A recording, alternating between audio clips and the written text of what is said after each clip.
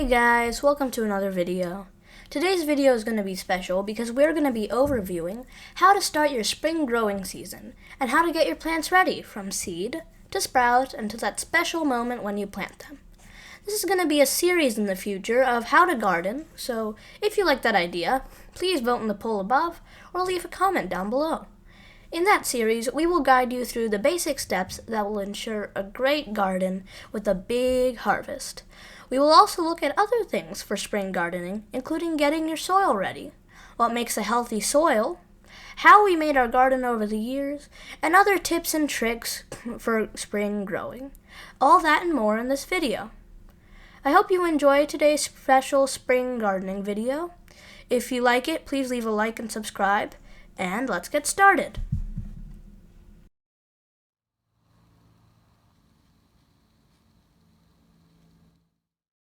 Now, getting your plants ready starts with the seeds. Once you buy seeds, you want to germinate them. A tip for you is to germinate them in the winter and not in the spring, so you have more growing time instead of waiting for them to end up being germinated. So the way we germinate our seeds is by putting them in between two wet napkins. Putting the napkins into a Ziploc bag so they don't dry up, and letting them sit for about 3 to 5 days. Once they've sprouted, you should plant them. When planting the sprouts, since they are delicate, use a toothpick to guide the sprout to the center of the pot, filling the remaining space with soil. We used a special small growing pot from Amazon. So you can see in our picture right now that we're taking the sprout, and please don't use your hands because these sprouts, they can get squished by big hands, and just gently guide it to the middle like we are doing in the picture. And just fill the remaining space with dirt and pack it in so the sprout sticks into the middle. Now, of course, we can't let them grow outside because in the winter time it's cold and the sprouts will die. So instead, we have a special grow light setup that we've set up on the inside of our house. And so the grow lights, they're basically mechanical suns. Basically, they work by shining the light onto the plants. The plants absorb it just like the sun's rays, and then they start growing from it. These grow lights are on a timer that we set up in this timer box. Our garden. So our garden is a very special project which took about 1 to 2 years to build. What we did is we took off all the grass, then we landscaped the hill to make a nice flat hill. Then we added a paver base to the ground, put the tiles on top of the paver base, put these big steel nails in between the tiles to keep them nice and still, and then we put paver sand in between those cracks to fill it all up.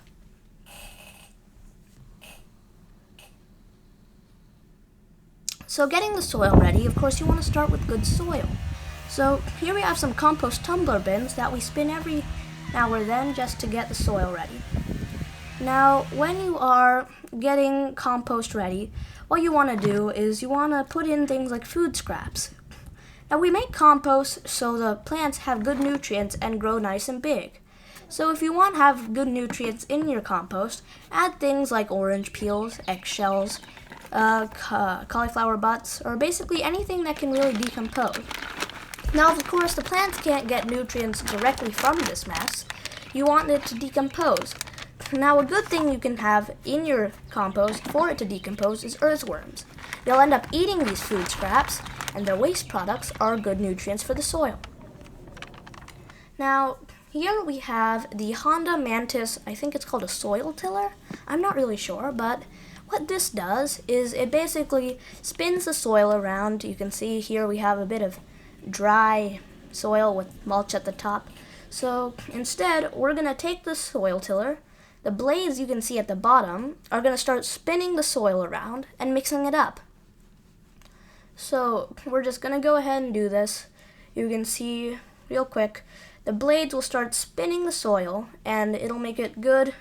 It'll mix it together so it's not too grainy or too uneven, and it'll make it easy to use, nice and fluffy, and good for the plants. So while we're on the topic of soil, I'm going to tell you about what our soil is actually made of.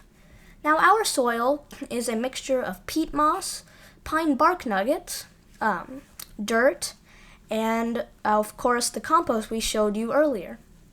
Now the dirt, how we got it here is we had a dump truck deliver it to our driveway, and then we had to take wheelbarrow after wheelbarrow into our garden. Now this is hard work, and unless you're up for the task, I don't recommend you do it, but if you do seem up to the task, the rewards are very benefiting.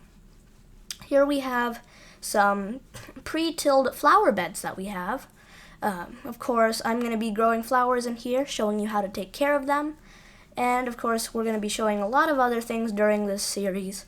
So I hope you enjoy.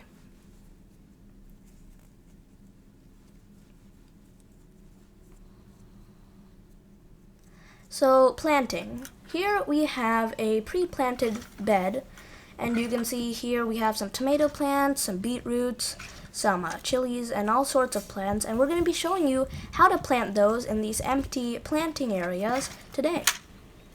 So here we have our planting areas, and in the back there's a little trellis which we use to plant our beans. So here we have some plants that have been planted in these salt tubes. So these salt cardboard tubes, we planted them in there for a reason. And I'm going to explain that when we actually end up planting them.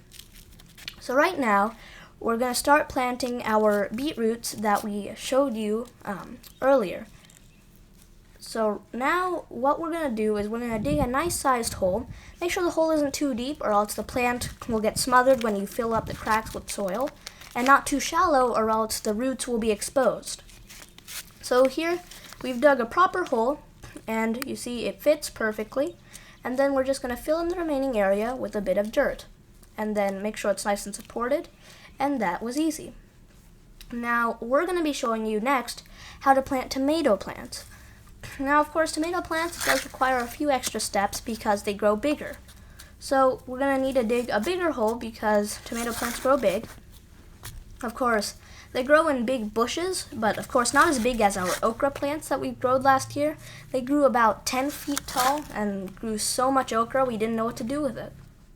So once you have that hole dug, just go ahead and squeeze the cup so you can get the plant out of whatever you planted it in really easily. And then what you're going to do is you're going to snap off the little branches that'll get buried when you fill the remaining space with dirt. The reason for this is because those branches will start to rot, and if they're still attached to the plant, that rotting can get to the plant itself, make it very sick, and it might even die.